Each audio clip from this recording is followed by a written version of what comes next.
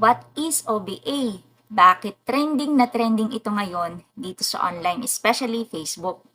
Hi, this is Coach Jay and I'm one of the official admin here in OBA. Well, first, OBA stands for Online Business Academy.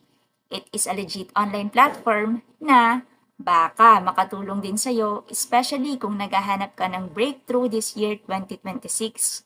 Dahil halos, maybe, hindi sapat ang pinagkukunan mo or pilit mo nalang pinagkakasya araw-araw or buwan-buwan para sa pamilya mo. Then maybe this is your answered prayers.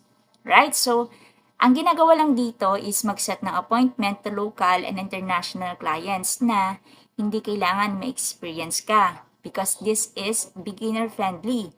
May mga free trainings dito. Don't worry because scripts are provided.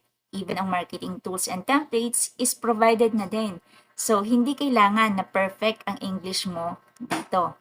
So, the first step para makapagsimula ka dito, kailangan mo lang muna mag-attend sa free company orientation online dahil doon po ipapaliwanag ang buong process dito, including the legalities, yung mga benefits na makukuha mo like insurance, your compensation, and everything you need to know about OBA. At para magkaroon ka na din ng idea, how does the OBA works? Right after the orientation, ikaw na mismo ang magde-decide kung para sa iyo ba ito o hindi.